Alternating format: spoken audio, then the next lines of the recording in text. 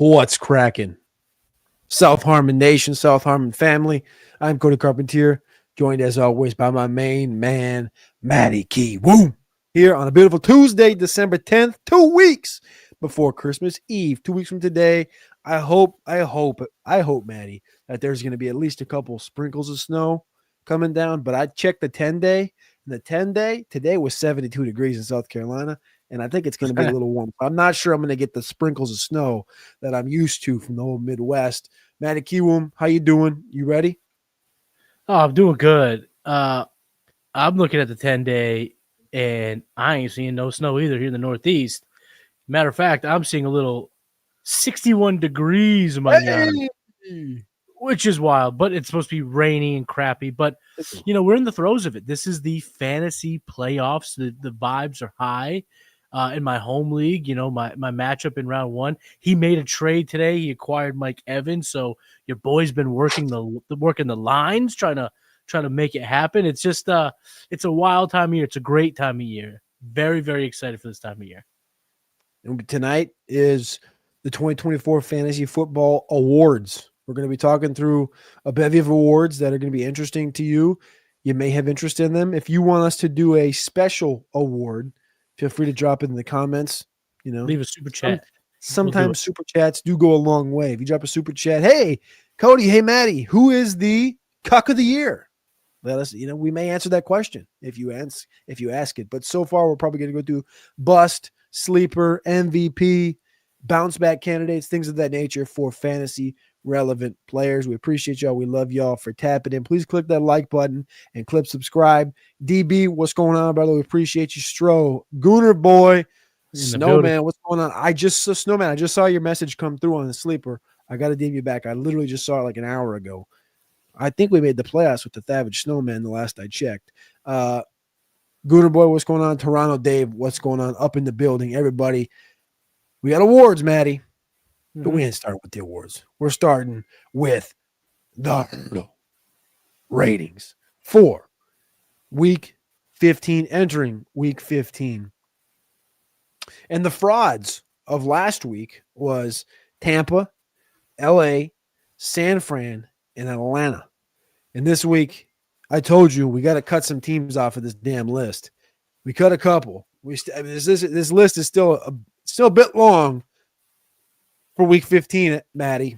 But we got Arizona and Houston. Arizona, you had at 16. I had at 15. Houston, you had at 13. I had at 16. They got them here in the fraud alert tier. Houston, of course, was on bye this last week, and Arizona took another L to the Seattle Seahawks. Any thoughts on that beatdown down under? Well, it felt like we had a moment there where the Cardinals were rising to the occasion. But we even said it a couple weeks ago. It was before the first matchup between the Sea Chickens and the Cardinals. We were like, we like the Cardinals, but all it takes is the Seahawks win, and all of a sudden that's going to flip-flop, and it has. And they just really haven't stopped the spiral here. They're still kind of sputtering out. Kyler Murray's been playing okay, not great. Marvin Harrison really isn't been a difference maker for that offense. It's really been the Trey McBride show. I still think they're a year away. I'm just hoping that they're not a year away from being a year away, if you know what I mean. I think you're right, though. I think this is the thing. We talked about Arizona being a year away, period. I took the long shot odds, plus 1,300, plus 1,200 to win the division. They were long.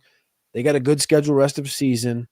Probably could win 3, probably get up to 9 wins or so. Not sure it's going to be quite enough to get the division, but this is one draft away, and we love Monty. Monty Austin for it. One more draft with Monty, and I think this thing's going to be just dialed in here to take over the NFC West, with San Fran going this way, the Rams going this way from an age perspective. They're getting young, getting good draft, but the quarterback matters. We'll see what they do with Stafford. Geno, San Fran aging, and Stafford leave question in the NFC West, and the door open for Kyler to kick it down. Let's move on to tier 5. They are hashtag still in it. So this comes in here first and foremost. Number 14, Tampa Bay, who last week was in fraud alert. Tampa Bay's 14. You had them at 15. I had them at 12. Washington, you had at 12. I have at 13. The Rams, you have at 10. I have at 14. Chargers. You have 14, I have 10. So we kind of flip-flop Chargers and Rams, and Denver is the flagship there at number 11. Matty, the team that got kicked out, everybody knows Atlanta got kicked out. Yeah. The San Francisco 49ers are no longer in the hurdle rate. The Rams are in, the Cardinals are in, and we haven't seen the Seahawks yet. We assume they're probably still in here. No Niners. I was a bit shocked that there was no Niners. I was. They came off a good win. But like you said, we have to start cycling off with some teams. And a win against the Bears is not enough to push you too far up the rankings, to be quite honest. So I think it's fair that we left them off. They do have a big game on Thursday night. They beat the Rams. You will see them reappear, and they won't die. They'll be back here in the hurdle ratings, no doubt about it. But for me, the Rams, the Seahawks, they seem to be separating themselves a little bit. The Rams, record-wise, is in the thick of it, but they're just good, and I just have faith in them. And the way I kind of ranked out this tier was really just in my mind a head-to-head projection. And I just felt like the Rams would beat all of these teams. I think if push came to shove and they needed to win, the Rams would beat any one of the teams in this tier. That's just kind of how it came down for me. That's a good take. I think I'm probably wrong then. I think the Chargers give them a good fight. Yeah. I think Denver gives them a good fight. I think you're right as far as Washington and Tampa go. So I'm going to move my ranking of the Rams. The Rams, for me, it's just they took a Superman performance from Josh Allen and weathered that storm and won the game. Which was totally sick. Which just Josh Allen going that nuclear beats so many teams in this league. The Rams put themselves on the other side of that river, that gap, and it was impressive to me. It was an impressive showing. Whereas I think the Chargers are just too decimated with injuries. They're just not quite there yet, and I think the Chiefs proved that on Sunday Night Football. And as far as the Broncos go, I think they're just overachieving. Them and the Commanders, they're a year away, but they're overachieving now, so it feels like they've arrived. But I don't think push came to shove, they would be able to outduel. I don't think any of the quarterbacks in this tier would be able to outduel a Stafford when he has his double dragons. I think that's a good point. I think that's fair. It's an interesting tier. If I was going to pick one, it's probably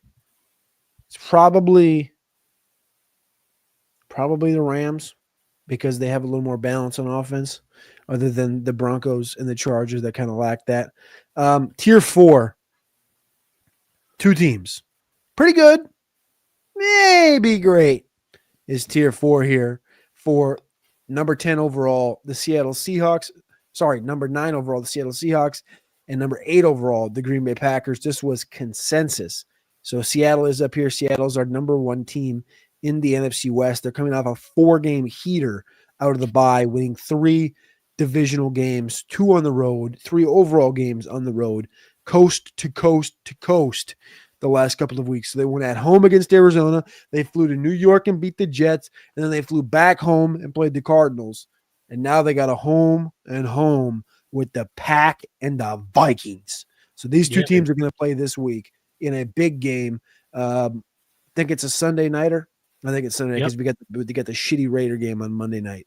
So Sunday night, Pack, Seahawks. We'll move on to tier 3 and just let this one have its way on Sunday. This is a battle, yeah. Tier 3, Super Bowl contenders. You guys know this tier. Last week, this tier was 6 teams. The Green Bay Packers got bumped into the next tier.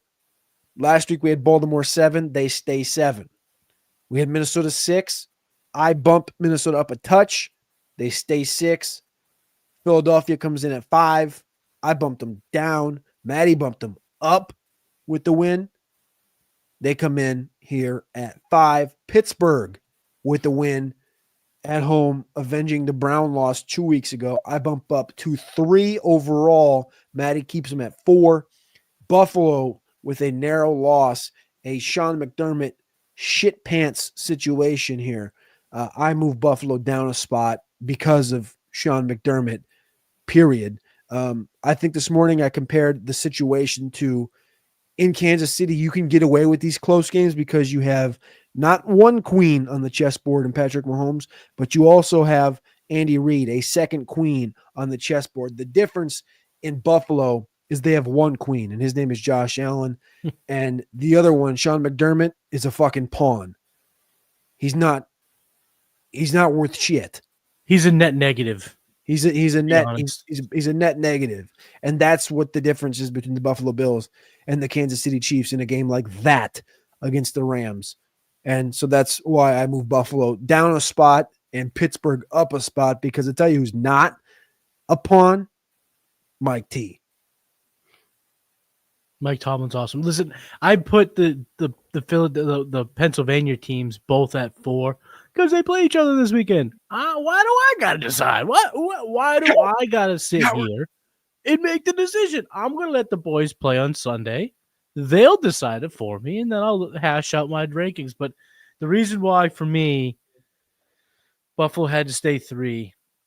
I know McDermott's a negative, but what Josh Allen can do is unreal. It's unreal.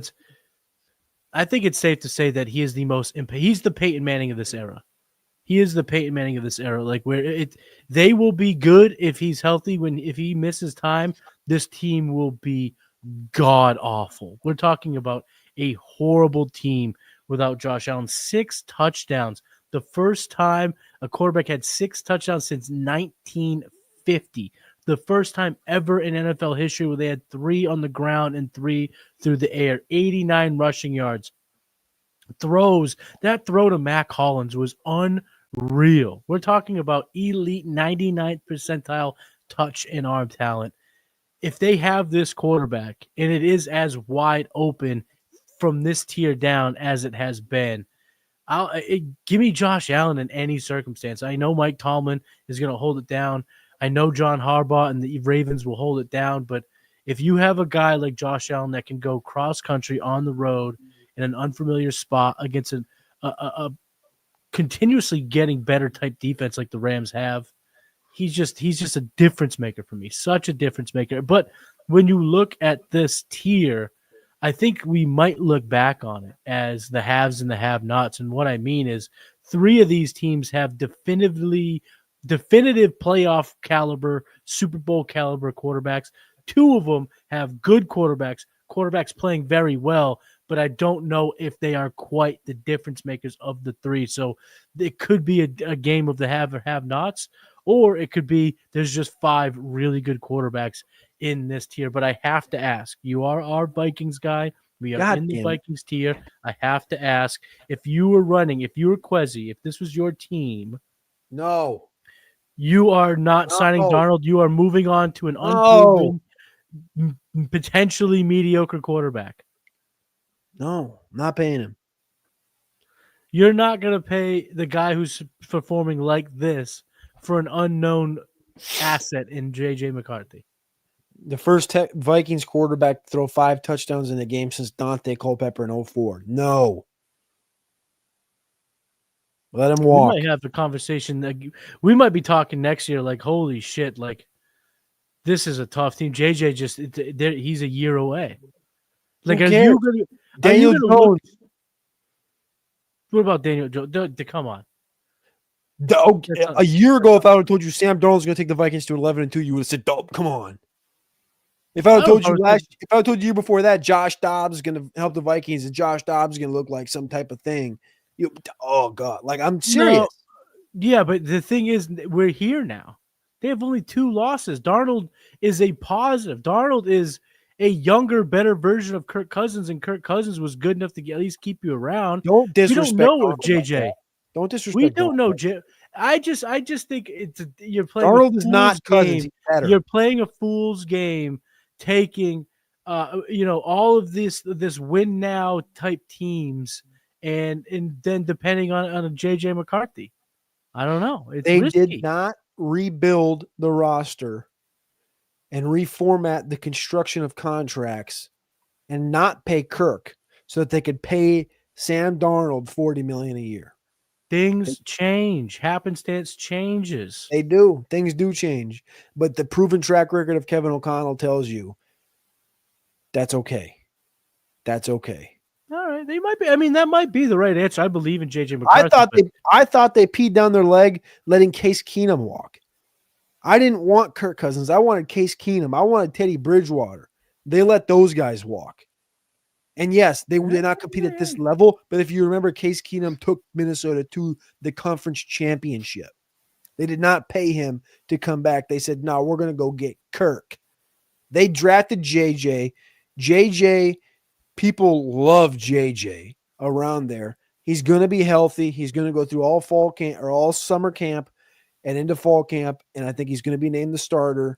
And I think that they feel confident going in with JJ and having a guy like maybe get Daniel Jones on a 1-year contract as his backup. I think that situation is perfectly fine for Minnesota and how they feel. Again, the defense is going to look way different. This might be a team next year that maybe they are sitting here at 7-6 instead of 11-2 because the defensive play caller is the head coach for the damn Bears a year from now. That would be the problem. But I'm not worried about a JJ or a Daniel Jones running this offense. I think this offense will be fine regardless of the quarterback. I don't pay Sam Darnold $40 million. I let the Dolphins pay him $40 million. I let the Titans pay him $40 million. I let somebody else pay him $40 million. Okay. But let me just ask you as a quick follow-up here. If the Vikings decide that they are going to pay Darnold, and you're the Raiders, would you rather have JJ McCarthy or Shadur Sanders with the 101?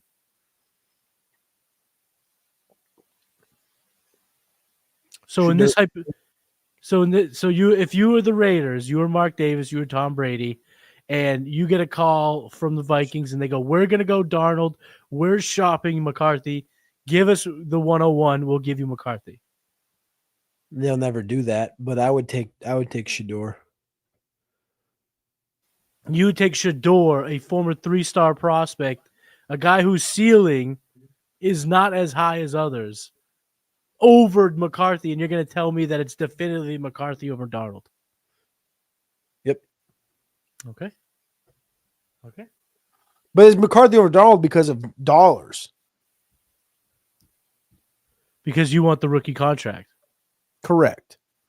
Right, but again, because I trust Kevin O'Connell. This is the fool's errand, though. If he's not a good enough guy to take you there while you're taking advantage of the contract, then you end up being in a situation where you have to end up paying him anyway.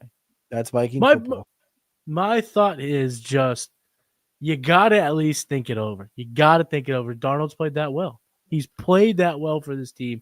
He's been a positive for this team. He's gotten players involved. He's won football games. And JJ, I like JJ. So if I'm building the team, I'm with you. I'm moving on to JJ. We're gonna put the kibosh on this whole thing right away. And JJ's my guy, no doubt. Yeah. But I do think that the question has to be brought up. It has to be brought up. Of course it does. But here's the deal: if you were going to pay him, you should have probably paid him 6 weeks ago when you knew he was the guy. Because at that point, he was the guy, you got him for 30. Now it's 40. And if he takes you to the playoffs, it's 45. And if he gets you to the conference championship, it's 50. And it's proven. And all of a sudden, you're going to be paying Sam Darnold as a top 10 quarterback in football. And you can't do that. Darnold, once he hits the market, is going to get 45, 50. That's just the nature of the competition of the market. Yep. So the fact that they haven't signed him, I think, tells you everything you need to know. And McCarthy, like you said, talent's there, moxie's there, delivery's there. He's going to be the guy. And with Kevin O'Connell, I think the sky's the limit. But, man, is it a fun conversation now to talk about because Darnold, he's been undeniably good for this team. It's not even close. He's been a killer. And the Chiefs have not been killers, I'll tell you that. But they keep winning. They found another win actually it was at home. They found another win against the Chargers in a tight one that the Chargers somehow made a game. Early on, I thought this thing might have gotten out of hand. Chargers fought back. Chiefs got the dub. Lions, same thing. League of their own. Hurdle rating stays pretty much the same. Yeah. The only real big mover this week, San Fran done. You got the Rams in a big bump. We got the Packers and Seahawks in the same tier. And again, I think that Steeler logo right there, dead center, put a target on their back, man. Without George Pickens, they get a win against the Browns after losing 2 weeks ago. That is the hurdle rating for week 15. Yeah, baby. So now we have awards. We have 4 awards here. We're going to go through all of them again. If you have an award you want to hear, put a little super chat in the chat, and we'll answer it. We'll get right on the spot, right off the top of the dome, and we'll make it happen. But why don't we start here, Cody? Let's start with the negative. Let's get the negative out of the way. Cody Carpentier, who is your 2024 fantasy football bust of the year? It has to be Christian McCaffrey. It has to be. I think Puka Nacua could have been in this conversation, was in the conversation for a minute. But Christian McCaffrey has to be because he was the consensus 101, consensus 102, all this fugazi. And I will tell you this, Matty, in the one league this year that I drafted at the 101, I took Bijan Robinson. And it hasn't been a dynamo, but I did make the playoffs. I got the 4 seed, and that team is pretty solid. And I feel like I like my chances as we continue. If I had McCaffrey on that team, old buddy wouldn't make in the playoffs. McCaffrey's the clear bust of the year because your team's just fucked. If you took him over Lamb, over Bijan, over Jamar Chase, you're just fucked. You put yourself in a situation where your number 1 pick is a complete nothing. And then, of course, you're getting the 23rd, 24th overall player. It wasn't like you were getting him at the 1-2 turn. And if you struck out on your number 1, you had that number 2. No, if you picked Christian McCaffrey, you probably came away with McCaffrey and Drake London, McCaffrey and maybe A-Chain. You got lucky. But that dud in the top is definitely there. But I will add another bust of the year so that we could talk about 2 different players. And I'm going to take this from 2 different angles. My bust of the year is Marvin Harrison Jr. And the reason being, in rookie drafts, again, clear 101. You know, you and I were taking Neighbors, but a lot of people were taking him over Neighbors. A lot of people were taking him over Jaden Daniels. Some people were taking him over Caleb Williams. And I know Caleb's had his downs, but he's also had some ups.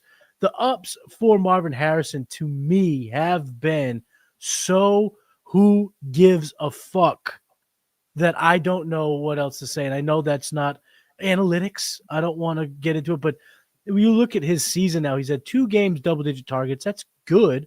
One of them, he scored 17 fantasy points. The other one, 17 fantasy points.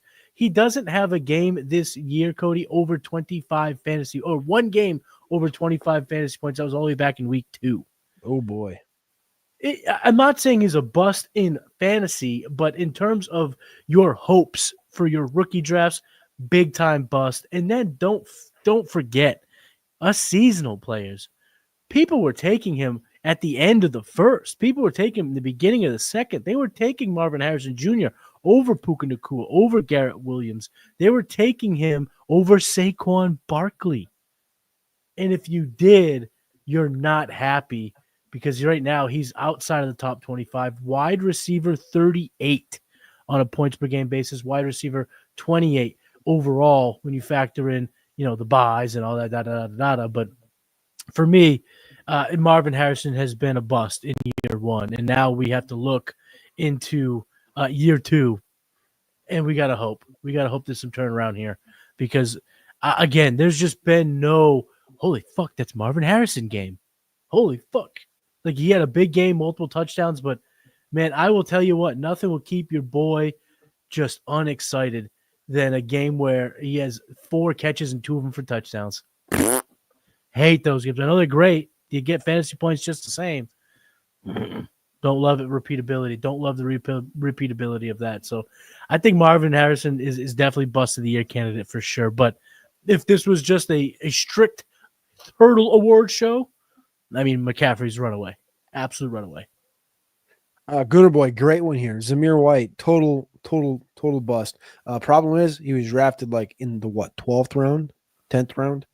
So Yeah, he was a 0 RB darling that just faded out, which yeah, that's the fodder side of your roster though. That's you're willing to make that bet. That's not going to make or break your season like a damn McCaffrey is. Man, I really thought the Barkley Taylor start, if you were drafting from like the 11-12 spot, was the nuts. And Taylor obviously hasn't quite hit either. Taylor currently sits at running back 24. He obviously had a bye this past week, missed 3 weeks in the middle of the season, but he's had a 3.5, a 6, a 5.9, a 10.8 point games, not your normal Jonathan Taylor season. So a lot of busts out there. Travis Etienne, another great. Tom Reynolds, great one. Travis Etienne's a huge bust, massive, but second round pick in seasonal drafts. Fuck, dude. No doubt keeper. People were relying on him as being a running back one. He was a top 5 guy last year. Huge bust. Great call, Thomas. Great call. If I told you Justice Hill finishes with more fantasy points than Travis Etienne, you might just jump into the Hudson. You might jump in the Hudson, or find some thin ice and try to get yourself under that ice. That too. Could become a part of the environment for all of eternity. Let's move on to the next award. So we have the bust, but now let's look at a bust, but an optimistic bust, which is called the 2025 Fantasy Football Bounce Back Player of the Year. So who is someone who has had a down year, but you are going to go right back to the well in 2025? All right. Well, I read this as bounce back being someone that I don't know why. I think the NFL draft might have tizzied up my brain from 2025 bounce back, thinking it was like somebody that bounced back this year. My 2025 bounce back, so someone that shit the bed this year and that will propel back next year, I think was probably ETN is in that conversation. I think Breece Hall's in that conversation. These teams could look vastly different. I'll lean towards the running back. I think Tank Bigsby being in Jacksonville may hold that whole situation back, but also I think that thing should completely get torn apart. In New York, I think Rodgers is gone. I think that thing probably gets torn apart. These are really good running backs in opportunities. I think both of these guys bounce back and finish in top 24 next year, which I don't think is you know what, for the take, I'll just say they finish top 15. I think both Hall and ETN bounce back and finish top 15. ETN right now is your running back 39 overall. I think Hall, he had a couple. God damn, where did he's had spike weeks? I think he's like running back 15 or 18 right now. He hasn't been a complete 16. Zero, but just not good enough. When the going got tough, 8, 24 by 6. He's been dog shit for you down the stretch. Let me ask you this though, from a dynasty's perspective. Are you losing a little bit of your faith in Breece Hall and just in terms of the player? This is now a guy who's been banged up multiple years, unreliable for a majority of his career, more than he's been reliable. Is this a guy that if you can get 75, 80, 85% of the cents on the dollar, are you moving on from Breece Hall? No, not yet. Okay. Not yet. I don't know what the Jets are going to be next year. I don't know. I don't like either the New York teams, but I trust the Breece Hall talent. I think it can work somewhere else if it doesn't work there. I hope the Jets move on from all these pieces and completely reset this thing. I don't know if I trust that they will, and if they don't, and they keep him, I think they'll start to build from within the inside, which is the offensive line, and that'll innately help Hall succeed on a shitty team. What sucks is you can't move on from a Breece Hall. Like, you can't trade him. No one's going to give you anything from him in the NFL. In fantasy, of course, you can trade him. But in the NFL, you ain't getting shit.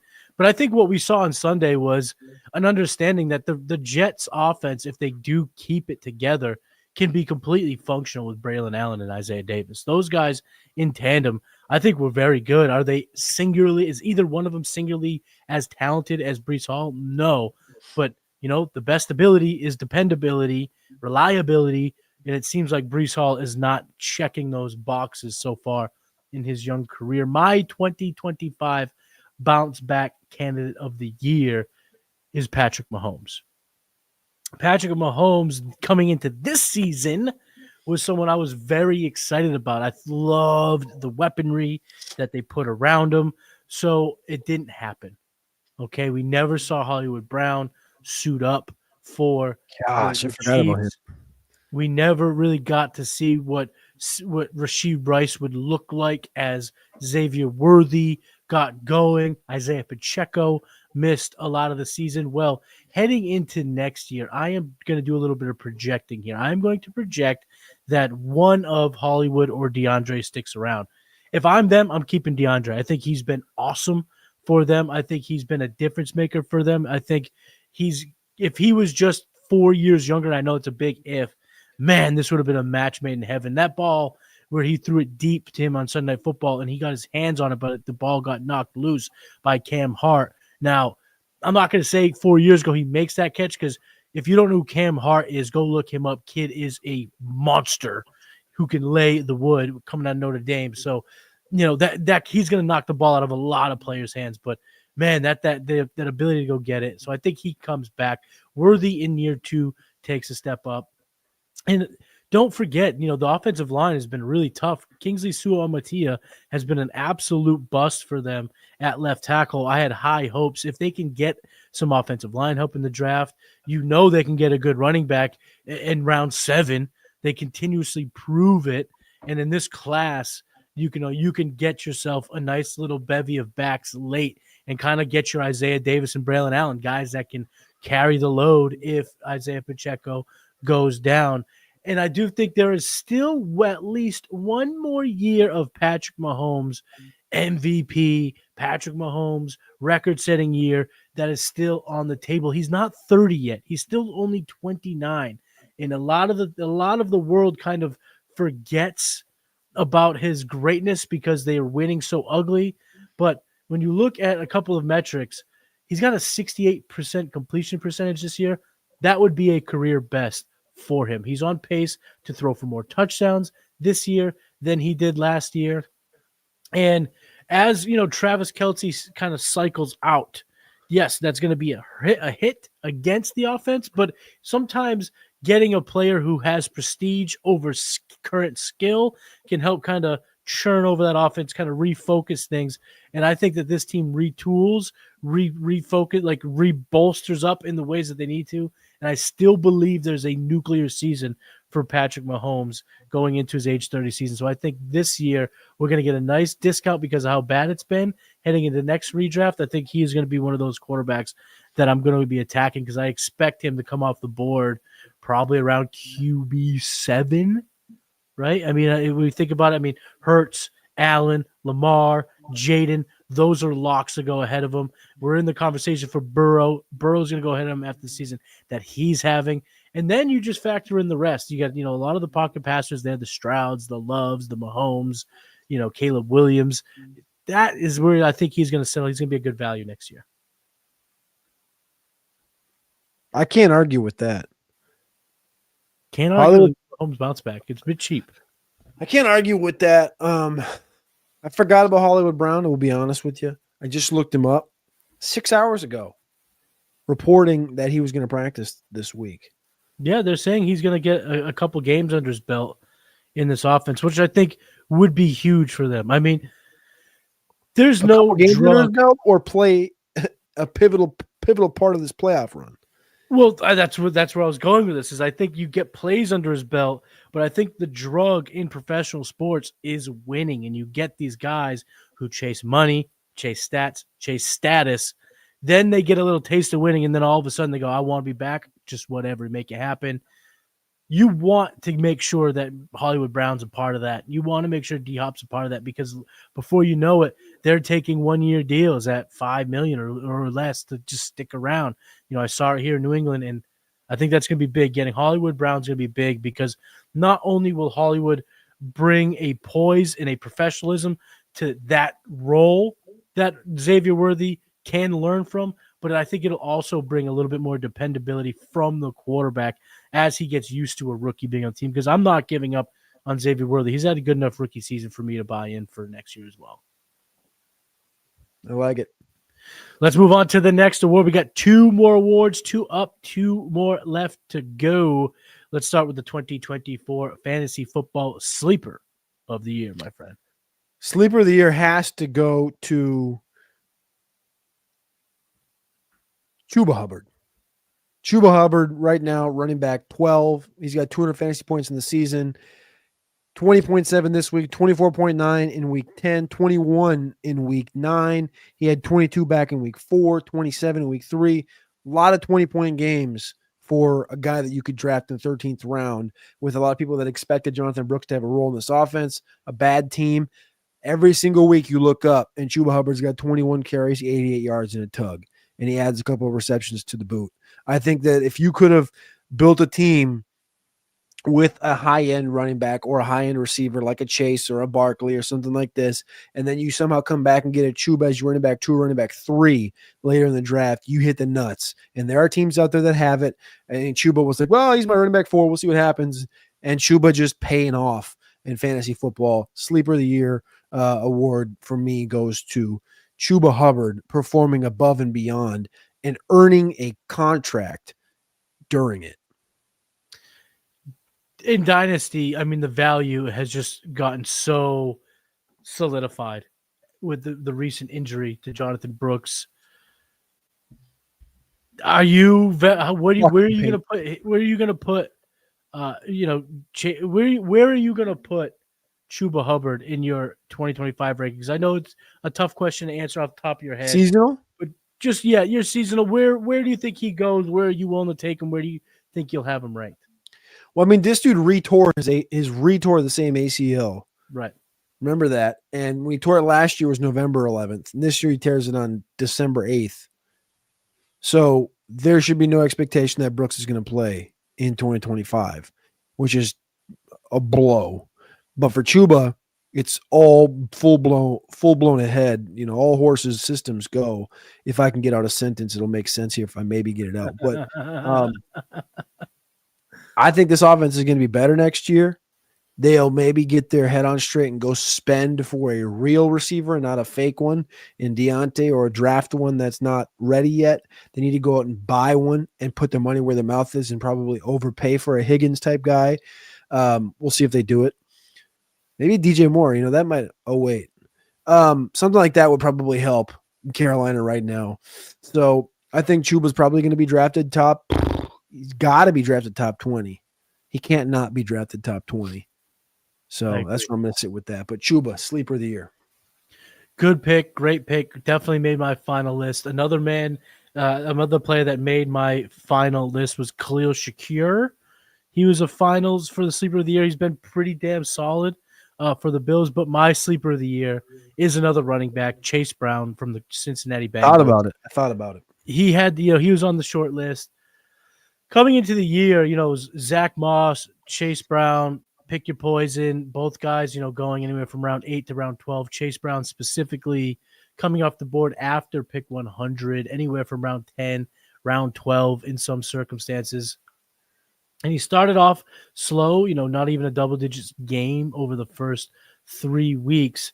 And then he started to shine a little bit, but it wasn't solidified. People didn't know if it was going to be for real. Then we get the news of the neck injury to Zach Moss takes him out for the year. Week 9 against the Las Vegas Raiders. Ever since then, this guy's been a difference maker in fantasy football. Running back 4, running back 3, running back 8, running back 9, and last week, 24 fantasy points. He's going to be safely inside the top 8 in terms of fantasy points this year. And for me, sleeper of the year, we didn't specify if these are dynasty picks or seasonal picks. Chase Brown was the sleeper across all formats. Like I said, going after pick 100 in best ball drafts, love it. Dynasty, you were able to get him for a third. You were able to get him for free 99 in some circumstances. And then even when he started to flash, but Zach Moss was still around, you could have acquired him for a second, a playoff second with ease, and then you just would have acquired a top 10 weekly running back, a guy who does it in multiple ways. Like I said, since getting that week 9 bump, that for sure he was going to be the lead guy. So there's a big difference. He was getting about a 50% snap share with Zach Moss when he came out 80%, 86, 83, 81, over 80% again. And in those games, he's averaged over 100 yards per scrimmage. He's been fantastic. And even the tough games, the Baltimore game, that was a tough game, right?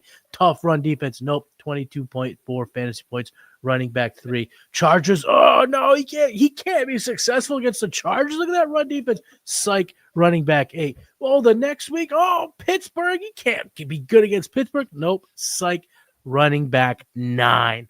This guy's been awesome. If you drafted him, traded for him, held on to him, you are loving what you're seeing from Chase Brown in this role. You just asked me the question. I tweeted out there a day. I think this offseason and this coming fall, a year from now, is going to be the most interesting time of year talking about Chase Brown, where his dynasty value is and where he's drafted in 2025, because he's obviously attached to Burrow and Chase in this offense. He's in the Joe Mixon rule, and he's kind of looking better than Joe Mixon ever did. He's not looking better than Joe Mixon this year on the Texans. I'll tell you that. Joe Mixon's been an absolute monster for fantasy. And if it wasn't for those injuries early on, yeah, he could have been the sleeper but of the year. I'm saying Joe Mixon in Cincinnati. Oh, no. Don't get it twisted. He's doing everything Joe Mixon did. Everything Joe Mixon did. Everything and more. The thing going into the offseason about Chase Brown, and we talked about it either on the walkthrough or last week's hurdle, is that he will be the single most polarizing player in Dynasty football. You will have half of the world, half of the industry planting their flags, calling him a second-round pick, fuck everything else, and then the other half will be, sell, he's a bum, because one thing I do know about the Bengals, they are going to bring in a running back in the draft. They are. No doubt about it. Will it be in the day 1 or day 2? Probably not. But let's think of another situation and let's learn from it, people. Kyren Williams, Blake Corum. Kyren Williams was absolute stud last year. They draft Blake Corum and it's death to Kyren Williams. Don't get fooled by that again. Chase Brown, for me, is going to be locked in. I am going to expect next year what I'm getting this year, regardless of who they draft, with the asterisk, unless it's a day 1 or day 2 pick. Look, they take Ginty at the end of round 1 or middle part of round 1. Yeah, I'm going to fade Chase Brown. But I'm not going to be fading Chase Brown if they take, a Dennis Martinez in round 6. Jarquez Hunter in the 3rd. I'm going to go. If I see a guy in the 3rd round would make it. I don't love Hunter though. I like Hunter. I don't love Hunter. So I would probably be okay going Brown there. But the day 3 draft capital would get me a bit nervous. But again, Corum had a lot of that hype, had a lot of that ability. Oh, no way, Kyren. Kyren's been absolutely Kyren. So I think we need to learn from that. Hasn't touched the fucking ball. Hasn't touched shit. So I just think that Chase Brown, we need to value him going into next year.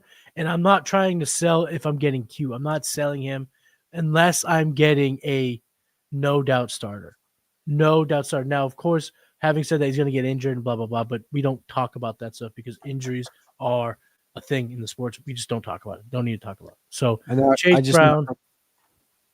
What would you say? I said I just knocked on some wood. We're good. Oh, good. Find all the wood that you can. So, Chase Brown, my sleeper of the year. Let's move on to the Big Daddy Award, my friend. Let's move on to the Big Daddy Award, the 2024 Fantasy Football MVP. There's only 2, right? There's only 2 for me. Okay, so on the count of 3, we're going to say the name that's first in your mind. All right? I'm going to say 3, split pause, and then say it. All right? 1, 2, 3. Jamar Chase. Jamar Chase. Did we just become best friends? It's Jamar Chase. Now, let me ask you this. Were you going to say Jamar Chase thinking I'd say Saquon Barkley? No, I was hoping you was going to say Jamar Chase. It's Jamar Chase. It's Jamar, and don't get it twisted. Saquon Barkley was the other one, right? Yeah. Saquon's the other one. Saquon's been a league saver, but when I think of MVP, I think of the player who brought wins when you had no chance. I'm talking about the guy when you went into a game with a 1% chance to win on sleeper, wins you the week. That is Jamar Chase. I know Saquon has had massive weeks. I know he has. So I'm not trying to besmirch the good name of Saquon, but 45 points last night, 55 points a couple weeks ago, 41 points in week 5. This is the guy that when you have nothing, he can win you weeks. And for me, that means the world. And when I look at that first round, I see a lot of disappointment because, yeah, I know CeeDee Lamb's wide receiver 4, but he has lacked the oomph, the big impact that Chase has. Same thing with Jefferson. Same thing with A.J. Brown. A.J. Brown hasn't seen double-digit targets since week 1, people. We have to start buying into whatever this riff is in Philly, this little bitch fight that's happened between Brown and Hurts. It's real. Killing fucking Moore. I asked Fizz this morning if anybody in the offensive coordinator space has lost more stock than Kellen Moore in the last 3 years. I don't think Eric Bieniemy. Oh shit, that's a good one. That guy's getting fired from UCLA. I don't think the job was good for him anyway, but no.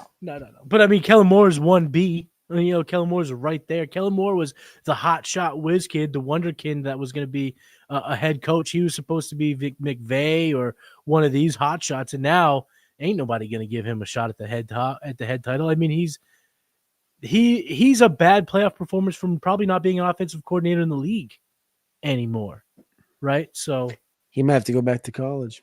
But Jamar Chase, he's the guy. I mean, just an absolute destroyer of worlds. And you know what? I know it's a bad football play. I know Mike Lombardi probably had a fit after he saw the interview, but us fantasy gamers, we fucking loved it. Yeah, I thought about going down, but I wanted to score. And we wanted you to score, Jamar. And that's why you're a fantasy beast. Number 1 in yak, number 1 in receiving yards, number 1 in touchdowns, number 1 in fantasy points per game, number 1 in red zone targets, number 1 in our hearts. Absolute stud, absolute beast, and he is unequivocally the 2024 fantasy football MVP. Now, this isn't in the show sheet. It's not part of the awards, but I got to pick your brain on this because I still haven't registered, and the fact that I haven't seen a lot of hoopla about it makes me think that maybe I fell for a dummy tweet. Bill Belichick, is he going to be the next head coach of the Tar Heels? Very polarizing tweet was ripped today from old Ollie. It was phrased in a way that seemed like Bill Belichick took the job, when in reality, Bill Belichick told North Carolina, I will take the job if you do what I want, which is, here's my 400-page book with the Patriot Way, which will soon be the Tar Heel Way. You may take it, you may leave it, but I accept your job that you've yet to offer me. They probably offered it to him, but he, accepted a job that was not offered to him. Because if he would have accepted the job that was offered to him, he would have had the job, right? He accepted a job that was not offered to him yet, or an offer that was not yet given to him. A lot of stipulations in that thing, a lot of contractual stuff in that thing for other people, his son included. I think he should take it. I think he should get it. I think they should offer it to him. I think that the higher ups are hesitant about it because it's a basketball school. Spending money on the football side of things, probably not the top of the priority list, though it should be. The way college football is heading, I think you're going to see more and more pro guys cross over to college because now they can kind of control some of these things from a monetary stance, less recruiting for them. Whereas you think in the old days, it's like head coach needs to be boots on the ground recruiting. Yep. Going forward, you're going to see, two different staffs, coaching staff and a personnel staff. And the personnel staff is going to handle, GM contracts, recruiting, et cetera, et cetera. Yes, of course, the coach will have things to do in recruiting, but everyone hating on Bill Belichick, same people that hated on Dion. I know Dion's 20 years younger. It's different. People don't like different. It's uncomfortable. But I tell you what, Matty Kiwoom, I don't give a fuck if it's North Carolina, Army, Tulane, Southern Mississippi, or fucking, Itasca, Lake Itasca Tech. I don't care. South Dakota School of Mines, real school. You offer Bill Belichick a job. If he accepts it without you offering it, you take it. Yeah, I'm excited to see. I know a lot of people are confused about how it's going to work with recruiting, but he doesn't have to recruit. Like you said, he just has to get a backing. He needs to get boosters. He needs to get those M's. And then he can treat it like the pros. He can absolutely dictate what he wants to do, throw things around. What I kind of see happening is I could see him running a Penn State type program, a James Franklin type program, where every year they're going to be in the top 10, but they ain't never going to win because the athletes of today, the kids of today. I know I sound like an old man. I'm almost 40, so I am. But they're just not built for Belichick. They're not going to put up with that bullshit. They're not going to buy in. They're going to get butthurt, and they are going to get sad, and they are going to want to be away. He's going to eventually cultivate a team, a good football team that wins a lot of football games. But when an Oregon with Dan Lanning and all those superstars come out, I don't think he's ever going to get to that pinnacle. I don't think he's going to be able to produce like Saban has. But I do think he is going to get himself in a position where the Tar Heels are a perennial playoff type team, just like Penn State would have been had there been a 12-team playoff all these years. That's exactly what I said over in Orange Buds earlier. Was somebody asked me what the peak is of Bill Belichick at North Carolina. I said the peak of Bill Belichick at North Carolina is 10-3 and an ACC conference championship. That's the peak. That's about what I think he can do. And I told Alex that on my show before this. I said, there's no reason he can't become Penn State. So I'm glad you brought up Penn State because that's exactly where I went with it. I was like, there's no reason he can't. Like they're currently in like a Wisconsin state. They're currently at this middling area where it really won't take that much. No. They're in a good area to recruit. North Carolina, Ohio, Pennsylvania, South Carolina, Florida, Georgia. Like it's all close to North Carolina. They can recruit. You also got the Virginia Beach out there where, a lot of athletes come from. I think they can recruit. I think they can win 10-3. I like Belichick as a Tar Heel. He's going to be able to recruit defensive players. He's going to be able to build a defensive environment that's going to be good year in and year out. And he's going to have the best 3-star collection of prospects every single year. The guys that are going to buy in, the guys that are going to do the right thing, the guys that are going to play the way that he expects his teams to play. It's just the blue chippers, the crybabies, they're gonna go elsewhere. They're not gonna want to be part of it. The big drama show, the Dana White thing, the little big drama show. There will be no big drama show here. This will be all hard nosed. Yeah. I want $2 million. I'm going to buy. You're not even going to be on the roster to begin with. He will vet that out so fast. Well, there's no well. Oh, Virginia Tech's going to pay me 2.5. Go to Virginia Tech. Yep. Bye. Like you're going to come there. Whatever it is, if it's set in stone, every single player gets the same amount of money. Whatever it is, trust me, it's going to work. Trust me, it's going to work. He's going to build a pipeline to the NFL with players he think can be in the NFL, which means he's going to recruit for size and speed and athleticism and different developmental traits. Y'all fucked up with this one. He's Matty Kiwoom. What's up? No. You could wrap it up. That was perfect. No, what were you going to say? All right. Well, what I was going to say is Belichick is going to have all of the JUCO guys that are looking for a chance at D1, all the Division III guys that are good enough to maybe make D1, all those type of guys, the Cody Schraders, the Cam Wards, those are the guys he is going to flourish with. He'll find him. Pull him from Kent State. Done that before. He'll find all these cats that are at the underwhelming schools that can compete, will compete, have the size to compete. He's going to build it like Army, dude. He's going to build it like Penn State. They're going to run the football. They're going to have big ogres. Mm-hmm. It's too easy. It's too easy to predict. Another episode down, brother. The Hurdle at Matty Kiwoom, Matt Cody Carpentier. We appreciate you. We love you. 2 weeks till Christmas Eve. Everybody in the chat, thank you for tapping in, tuning in on this beautiful Tuesday. Christmas is here. Christmas is near. We love you. We appreciate you. And we'll see you next week.